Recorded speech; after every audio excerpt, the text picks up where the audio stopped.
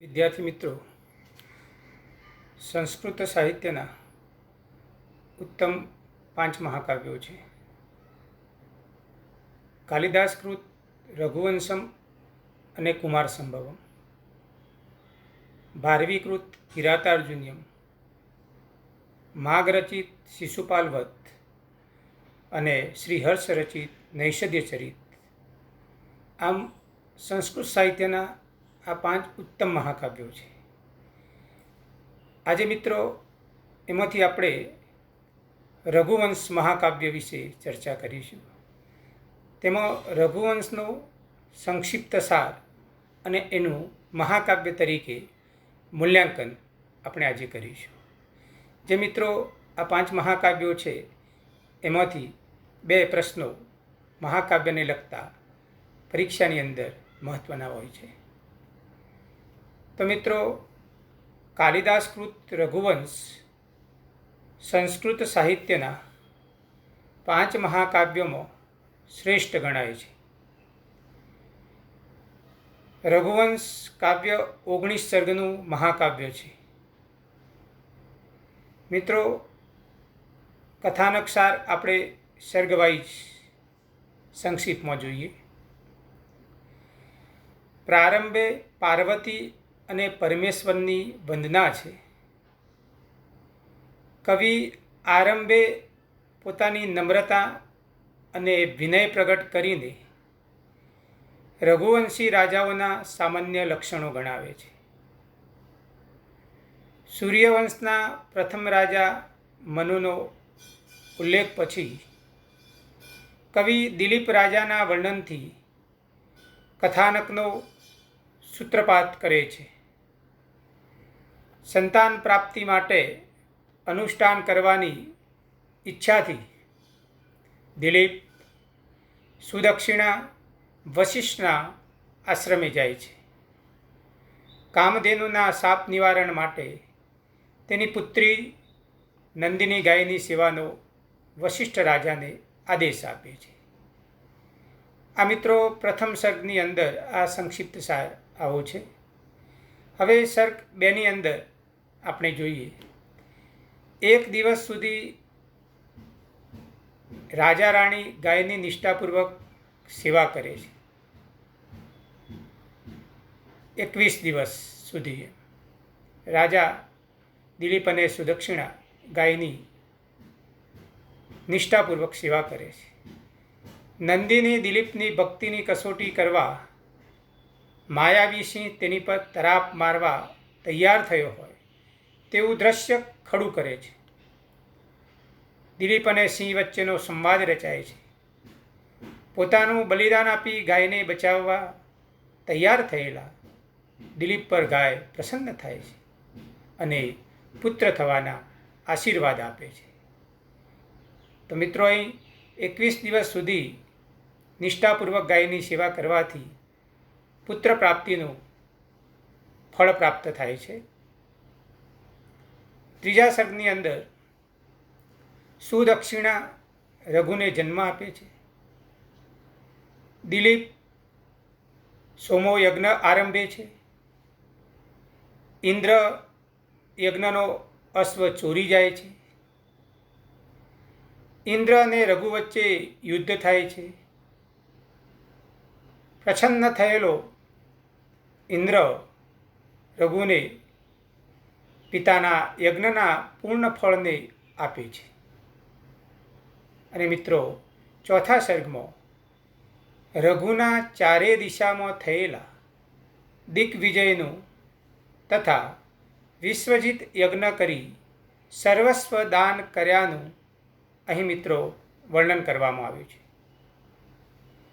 5મા સર્ગમાં જોઈએ તો રઘુ પાસે કૌત્સે 14 કરોડ સુવર્ણ મુદ્રાઓ માગી.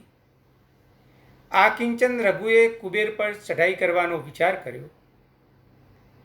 કુબેરે તેના ખજાનામાં સોનામહોરોની વૃષ્ટિ કરી.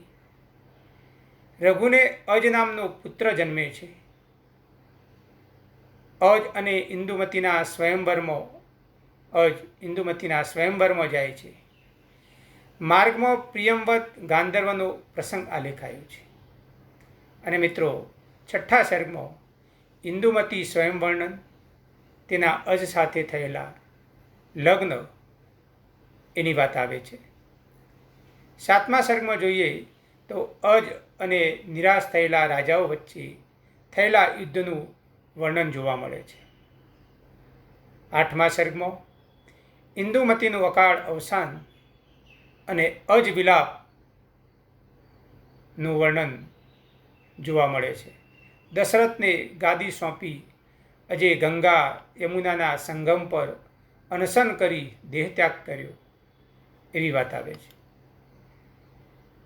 સર્ગ 9થી 15મા સર્ગમાં રામાયણની આખી કથા છે, જેમાં મિત્રો દશરથને શ્રવણના માતા પિતાનો શાપ, રામ લક્ષ્મણ ભરત શત્રુઘ્નનો જન્મ, તાડકા વધ, સીતા સ્વયંવર, લગ્ન,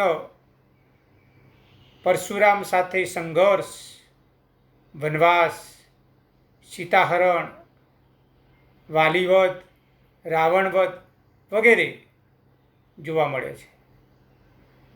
મિત્રો, 13મા સર્ગમાં પુષ્પક વિમાનમાં પ્રવાસ કરતા લંકાથી અયોધ્યા સુધીના અનેક સ્થાનોનું વર્ણન મળે છે.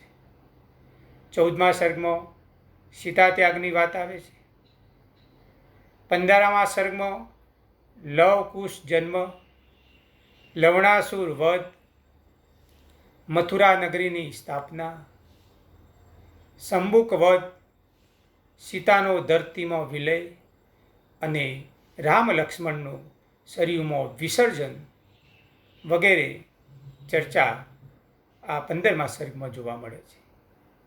સર્ગ 16માં જોઈએ તો કુશની કુશાવતી નગરી, અયોધ્યાનું નવનિર્માણ, કુમુદવતી નાગકન્યા સાથે લગ્ન.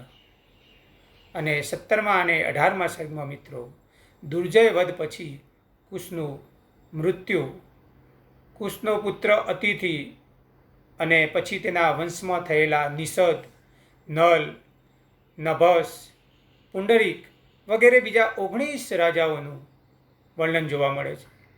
છેલ્લો રાજા ધ્રુવ સિદ્ધિ સિંહ દ્વારા હણાતો તેનો 6 વર્ષનો પુત્ર સુદર્શન ગાદીએ આવ્યો. ત્યાં સુધીની વાત 18મા સર્ગમાં જોવા મળે છે. અને મિત્રો, છેલ્લા સર્ગમાં એટલે કે 19મા સર્ગમાં તેનો પુત્ર અગ્નિવર્ણ એ આ વંશનો છેલ્લો રાજા. વિલાસી અને મોજીલો અગ્નિવર્ણ રાત દિવસ ભોગ વિલાસમાં મગ્ન રહેતો. સુરા સુંદરીના અતિ સેવનથી તેને રાજ્ય ક્ષમાનો રોગ થયો અને અકાળે મૃત્યુ પામ્યો. મંત્રીઓએ તેની સગર્ભા રાણીને ગાદીએ બેસાડી. આમાં ભવ્ય રઘુવંશનો કરુણ અંત આવ્યો. તો મિત્રો, આ રઘુવંશનો સંક્ષિપ્ત કથાસાર મેં તમારી સમક્ષ પ્રસ્તુત કર્યો. હવે મિત્રો, આ રઘુવંશ મહાકાવ્ય તરીકે એનું મૂલ્યાંકન કરવાનું છે. તો એ પહેલાં આપણે મહાકાવ્યના લક્ષણો પણ જોવા પડે. તો અગાઉ આપણે મહાકાવ્યના લક્ષણો જોઈ ગયા છીએ. તો હવે આ રઘુવંશના કાવ્યને મહાકાવ્ય તરીકે કેવી રીતે મૂલ્યાંકન કરવું, તો એના લક્ષણો જે આપણે જોયા છે એ પ્રમાણે એની તારવણી આપણે કરીએ. તો મિત્રો, વિવેચકોએ દર્શાવેલા સર્વ લક્ષણો રઘુવંશમાં સામાન્ય રીતે પ્રાપ્ત થાય છે. ઘણા ખરા લક્ષણો રઘુવંશને સંપૂર્ણ રીતે લાગુ પડે છે, અને જે લાગુ પડે છે એની વાત મિત્રો હું તમારી સમક્ષ રજૂ કરું છું. 1. રઘુવંશ સર્ગબદ્ધ છે. તેમાં સપ્રમાણ એવા 19 સર્ગો છે. દરેક સર્ગના અંતે અને પછી આવનારા સર્ગની ઘટનાનું સૂચન છે. જેમ કે મિત્રો, બીજા સર્ગને અંતે રાણી સુદક્ષિણાએ ગર્ભ ધારણ કર્યો એમ જણાવીને ત્રીજા સર્ગમાં આવતા રઘુના જન્મ પ્રસંગનું પૂર્વ સૂચન કરાયું છે. તો મિત્રો, કથાનકને લક્ષમાં રાખીને સર્ગના નામો અપાયા છે.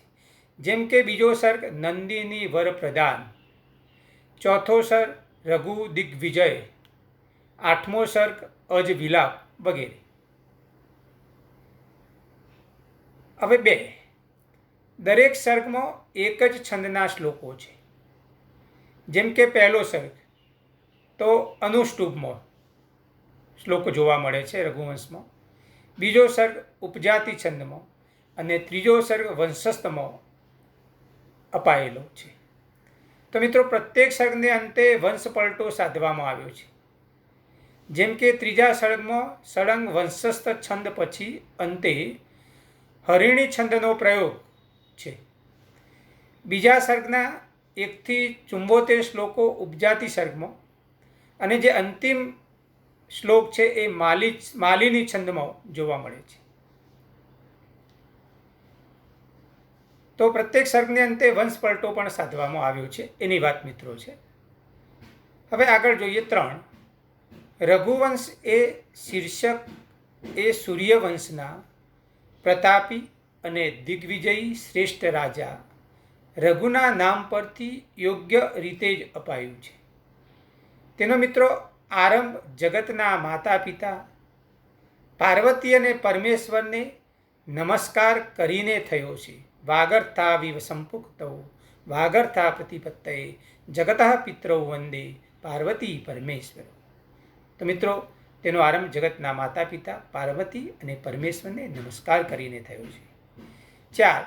મિત્રો રઘુવંશનું જે કથાવસ્તુ જે છે એ ઐતિહાસિક છે અને પૌરાણિક છે અને રામાયણ જેવા ગ્રંથો પર તે આધારિત છે. 5. આ અનેક નાયક મહાકાવ્ય છે. દિલીપ, રઘુ, અજ, દશરથ, રામ, કુશ, અતિથિ વગેરે અનેક નાયકોનું આમાં ગૌરવપૂર્ણ આલેખન કર્યું છે. તેઓ એક જ સૂર્યવંશી કુલના ક્ષત્રિયો છે. નાયકોના ચિત્રણમાંનું વૈવિધ્ય નોંધપાત્ર છે. તો મિત્રો લક્ષણમાં એવું બતાવ્યું છે કે એક કરતો જો વધુ નાયક હોય તો એક જ કુળના એક જ વંશના હોવા જોઈએ. તો અહીં મિત્રો એક જ સૂર્યવંશી કુલના ક્ષત્રિયો છે. 6. અહીં મિત્રો અનેક સુંદર ભવ્ય અને રસદાયક વર્ણનો છે. જેમ કે પ્રકૃતિ દ્વારા દિલીપનું સ્વાગત એવું સર્ગ 2માં વર્ણન જોવા મળે છે. સર્ગ 3માં રઘુ અને ઇન્દ્ર વચ્ચેના યુદ્ધનું વર્ણન મળે છે. સર્ગ 4માં રઘુ દિગ્વિજય વર્ણન મળે છે. 6થા સર્ગમાં ઇન્દુમતી સ્વયંવરનું વર્ણન મળે છે. 8મા સર્ગમાં અજવિલાપનું વર્ણન મળે છે. સીતા વિવાહ, રામ રાવણ યુદ્ધ એ ઉપરાંત 13મા સર્ગમાં આલેખાયેલ પુષ્પક વિમાનમાંથી રામે સીતાને દર્શાવેલા પ્રદેશોનું વર્ણન તથા સૂર્યોદય, વસંત ઋતુ, મદિરાપાન, રતિક્રીડા વગેરેના વર્ણનો પણ આકર્ષક છે. વર્ણનો દ્વારા કથાવસ્તુનો વિકાસ થાય છે. 7. મહાકાવ્યનો મુખ્ય રસ વીર છે. આ રઘુવંશ મહાકાવ્ય છે એનો મુખ્ય રસ કયો છે? વીર રસ છે.